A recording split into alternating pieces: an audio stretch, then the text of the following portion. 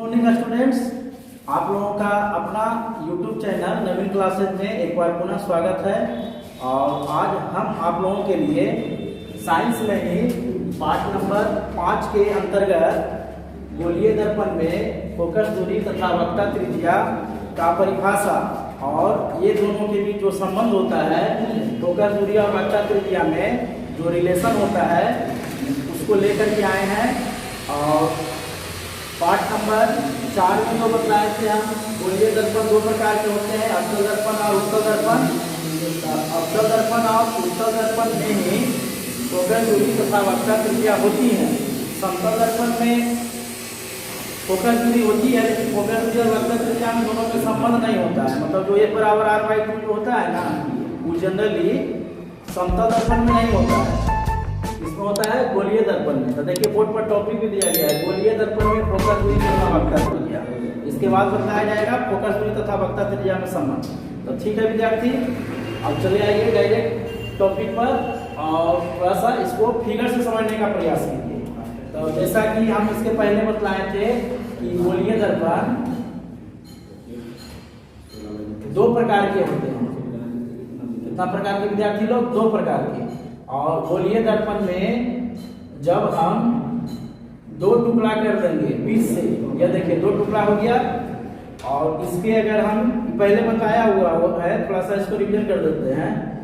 जब हम इसके बाहरी सतह पर कलाई कर देंगे तो अवतल दर्पण का निर्माण होगा, और इसके जब भीतरी सतह पर कलाई कर देंगे तब उत्तल दर्पण का निर्माण होगा। और इसके बीच में होता है यहाँ पर ही वक्रता केंद्र, जिसको हम C से स्वीट करते हैं।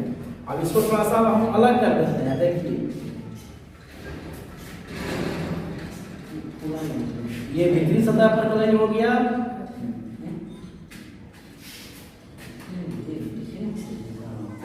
और ये बाहरी सतह पर कलाई होगा।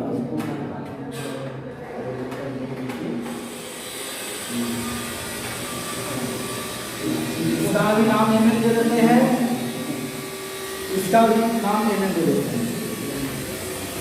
लेकिन गोलीय दर्पण में अवतल दर्पण, उत्तल दर्पण और अवतल दर्पण समझने के लिए सबसे पहले इसके मुख्य भागों का आपको अध्ययन करना पड़ेगा।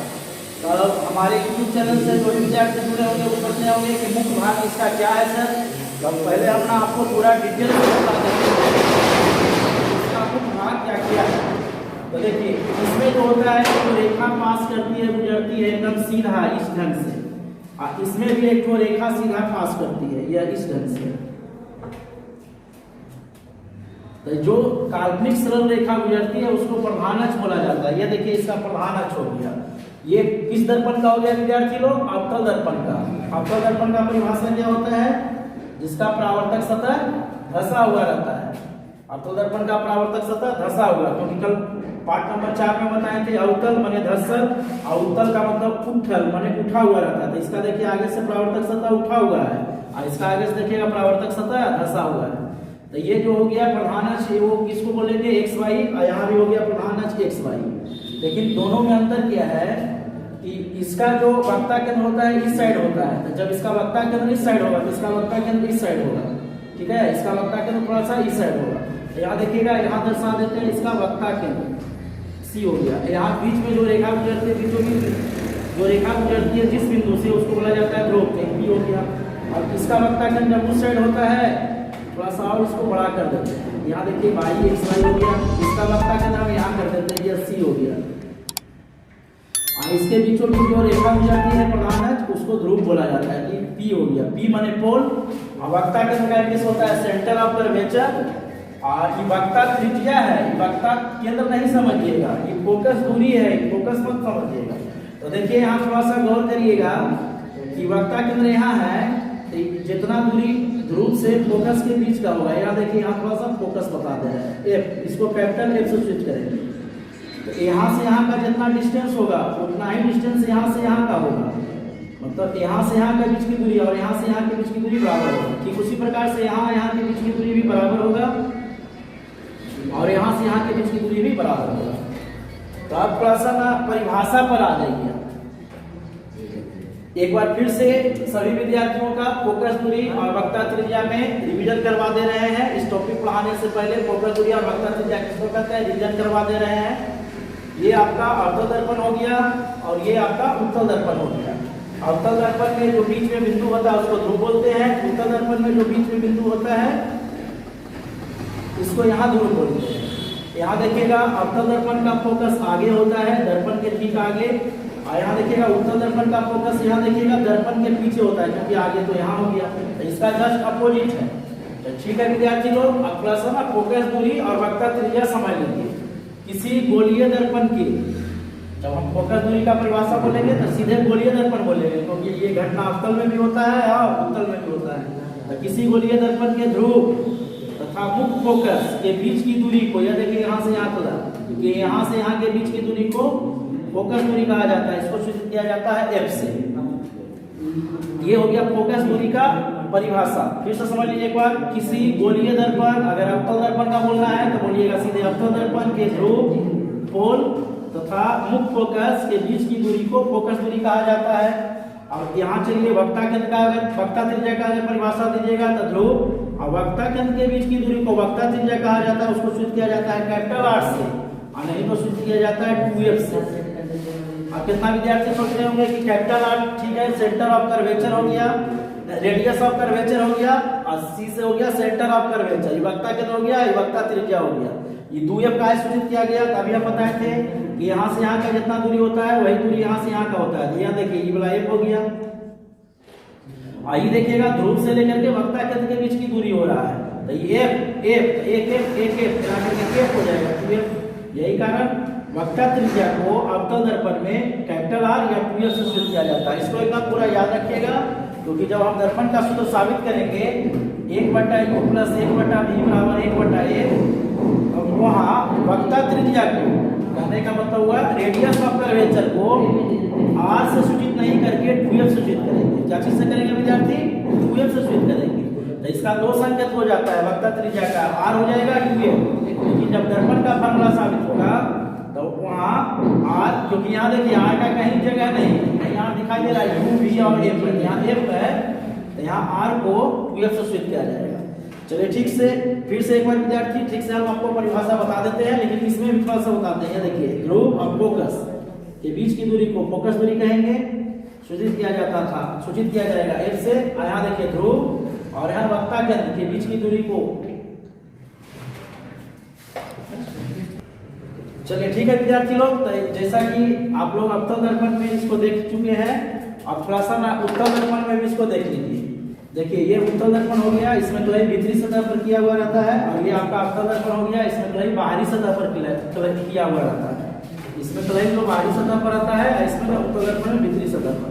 तो देखिए जैसे इसमें होता था ना उसी ढंग से इसमें होगा, लेकिन दोनों में थोड़ा सा अंतर क्या है, इसका जितना भी फोकस वक्रता केंद्र होगा ना दर्पण के आगे होगा, अवतल दर्पण के इसमें आगे होगा, और इसमें जितना भी फोकस वक्रता केंद्र होगा ना दर्पण के पीछे होगा, क्योंकि बीम तो आगे रखा जाएगा और इसका सब चीज फोकस वक्रता केंद्र ना पीछे होगा।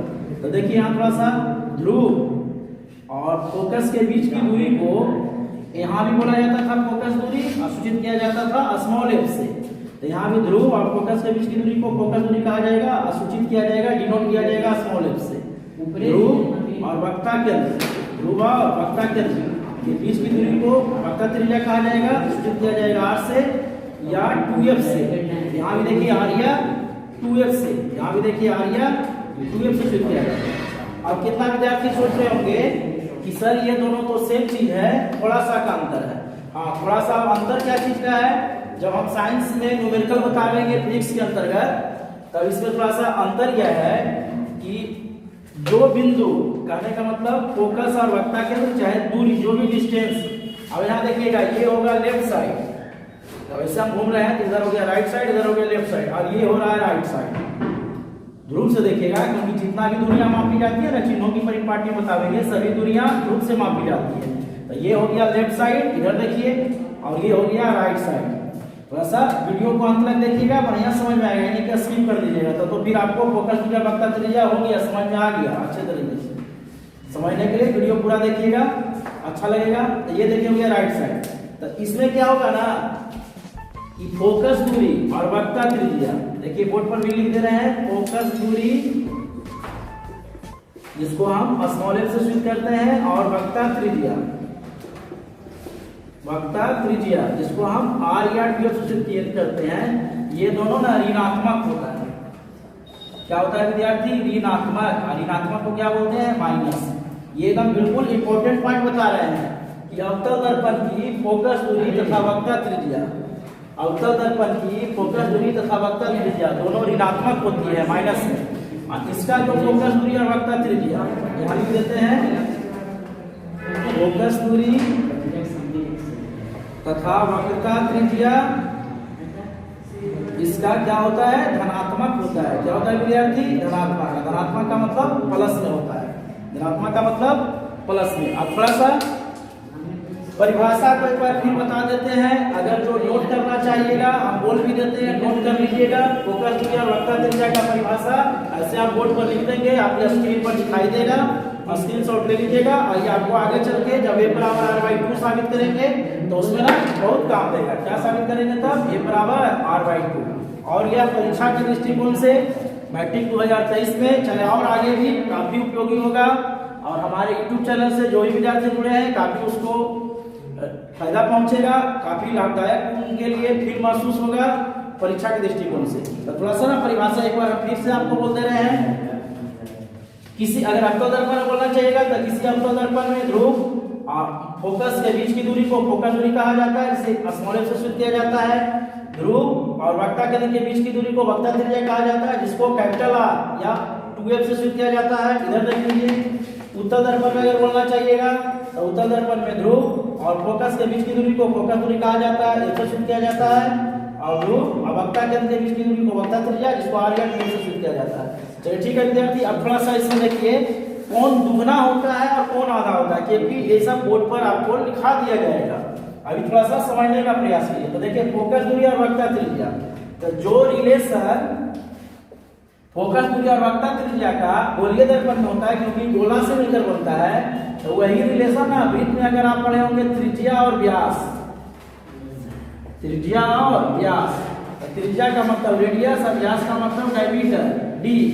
फोकस दूरी और वक्ता त्रिज्या, इसको त्रिज्या समझ लीजिएगा, वक्ता त्रिज्या को व्यास समझ लीजिएगा।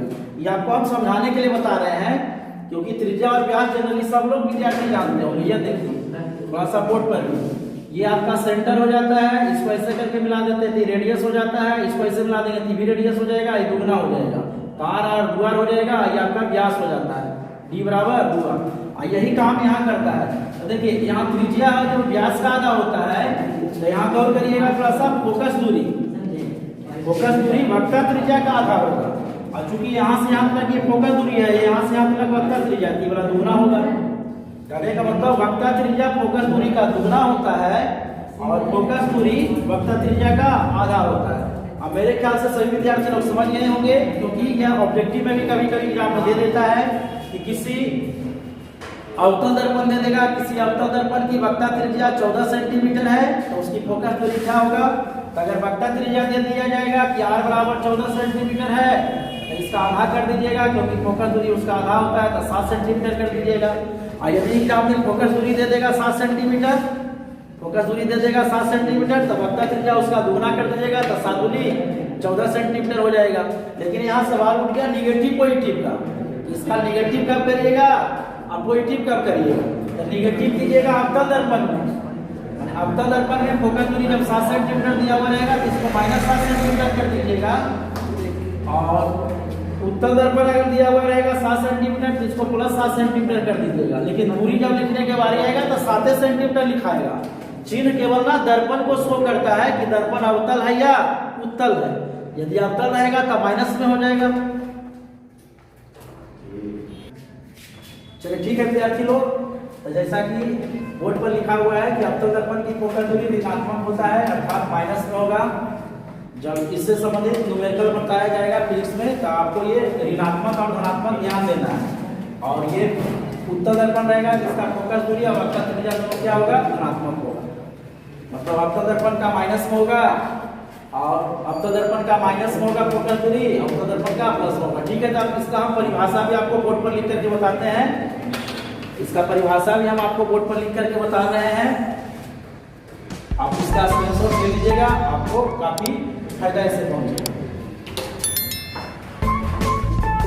चलिए ठीक है विद्यार्थी लोग, जैसा कि हम पहले भी थोड़ा सा पहले बताए थे कि फोकस दूरी और वक्ता त्रिज्या का जो डेफिनेशन होता है अर्थात परिभाषा आपको बोर्ड पर तो बिल्कुल लिखा हुआ मिलेगा और भी स्पष्ट अक्षरों में। एक तो हुआ ना कि अक्षर शब्द दिखाई नहीं पड़ रहा है, आप कैसे लिखें। हम जब भी लिखेंगे तो आपको ना बिल्कुल क्लियर बोर्ड पर जो भी लिखेंगे ना क्लियर दिखाई पड़ेगा आपके मोबाइल के स्क्रीन पर भी, और यहाँ बोर्ड पर भी तो हम पूरा बढ़िया से बड़ा लिख दे रहे हैं ताकि YouTube चैनल से जुड़ने वाले सभी विद्यार्थी लोग इसका डेफिनेशन भी अच्छा से आपने कॉपी में नोट करके लिख लें। चलिए ठीक है विद्यार्थी, जो स्क्रीनशॉट लेना चाहते हैं वो ले लीजिए, उसके बाद फिर से हम इसको ना रिवीजन करते हैं। ठीक है विद्यार्थी, यार स्क्रीनशॉट ले लीजिए। चलिए ठीक है, आशा करते हैं सब लोग स्क्रीनशॉट ले लिए होंगे। अब थोड़ा सा एक बार परिभाषा को फिर से, क्योंकि इसके पहले फिगर से हम बता दिए हैं, फिर से थोड़ा सा देख लीजिए। किसी गोलीय दर्पण के ध्रुव, गोलीय दर्पण के ध्रुव को कुछ बोलते हैं पोल, पी से सूचित किया जाता है, तथा फोकस दूरी एक छोटी है।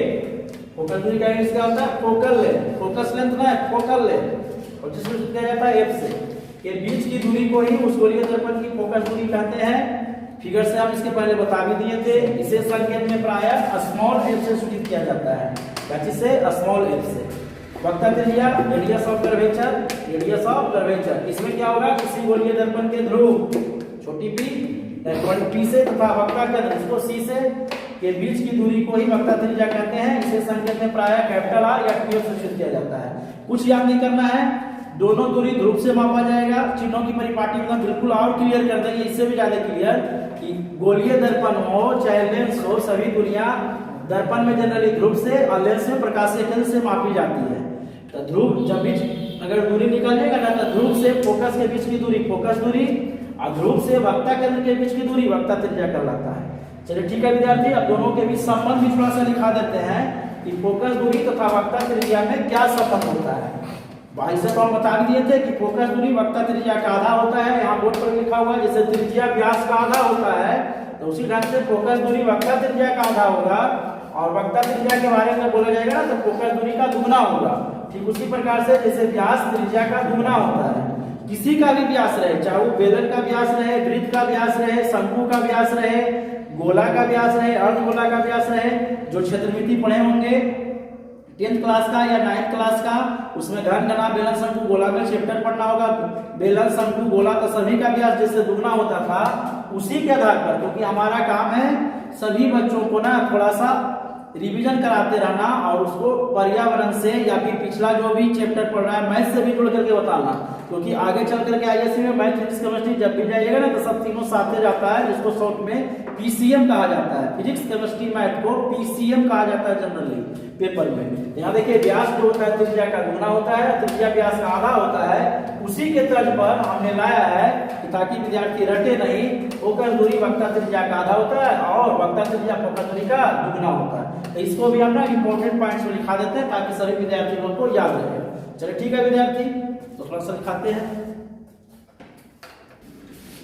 चलिए ठीक है विद्यार्थी लोग, ये आपका काफी इंपॉर्टेंट चैप्टर है। एक बराबर r/2 में भी काम करेगा और दर्पण के सूत्र में भी।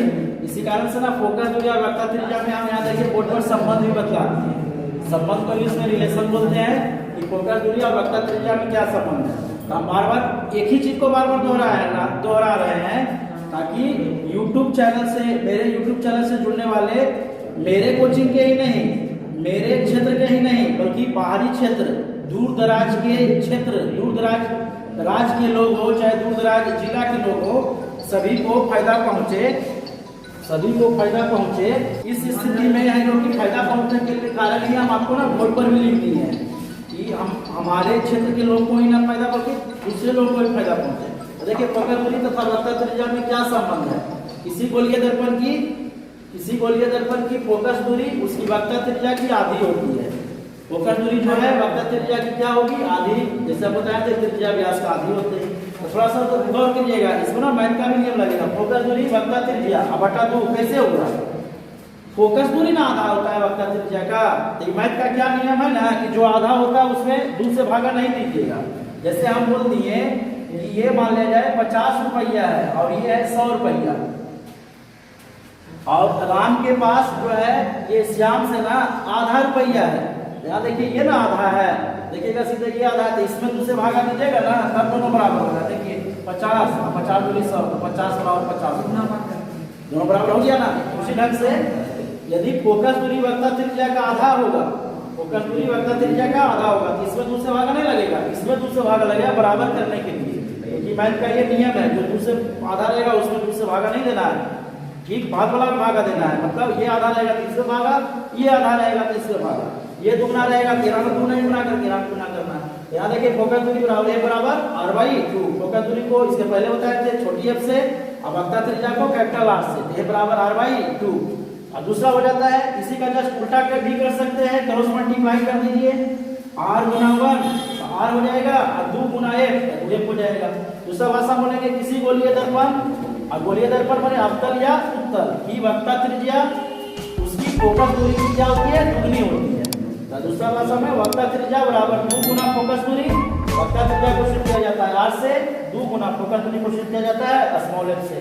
अब देखिए बहुत सारे विद्यार्थी लोग हमारे जो YouTube चैनल से जुड़े हैं, और हम चूंकि हमारा वीडियो अब बहुत जा रहा है, अब व्यू भी धीरे धीरे बढ़ रहा है, सब्सक्राइबर भी धीरे धीरे बढ़ रहा है, लेकिन हम देख रहे हैं ना कि हमारा वीडियो को बहुत सारे विद्यार्थी ना अंत तक देख ही नहीं रहे हैं, स्किप कर दे रहे हैं। देखिए विद्यार्थी, यदि आप स्किप कर दीजिएगा तो आप कैसे समझिएगा, स्किप कीजिएगा तब ये मिल जाएगा, ये मिलेगा, हम जो मुंह से बोल करके आपको जो लैंग्वेज समझा रहे हैं वो लैंग्वेज तो आप नहीं समझिएगा ना। 6 मिनट से एकदम डायरेक्ट चल जाएगा 12 मिनट पर, तो नहीं समझिएगा। तो हम आप लोगों से यही कहना चाहते हैं कि हमारे वीडियो को अंत तक देखिए, स्किप नहीं करिए, और जो भी परिवार के आपके सदस्य हों या आपके जो दोस्त हों हमारे YouTube चैनल से नहीं जुड़े हैं, उनको वीडियो को शेयर कीजिए और उनको जोड़ने का प्रयास कीजिए, ताकि ये हमको फायदा कम पहुंचे। हमको तो फायदा YouTube कंपनी वाली न देगी, आपको तो फायदा हमारे चैनल से जब जुड़िएगा तो डायरेक्ट आपको फायदा पहुंचेगा, क्योंकि इससे आपको ज्ञान मिलेगा, इससे आपको अच्छा टेक्निक मिलेगा, इससे आपको अच्छा ढंग से परिभाषा मिलेगा, डेफिनेशन मिलेगा। हम बोलेंगे तो आपको, हम जैसी वीडियो देखिएगा तो आपको समझ में आ जाएगा। चलिए ठीक है विद्यार्थी, आशा करते हैं हमको हमारा यह बात आप लोग जरूर पालन कीजिएगा। और अब तो हमको आशा ही नहीं बल्कि पूर्ण विश्वास हो गया है कि हमारा जो ये चैनल है सभी लोगों को काफी अच्छा लग रहा होगा।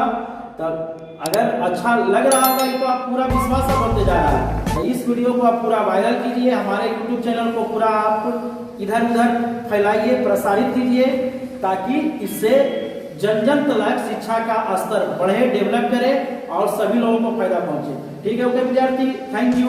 फिर मिलेंगे आपको साइंस के ही नेक्स्ट पार्ट में, पार्ट नंबर 6 में चलते हैं, फिर मिलेंगे आपको दोबारा। ठीक।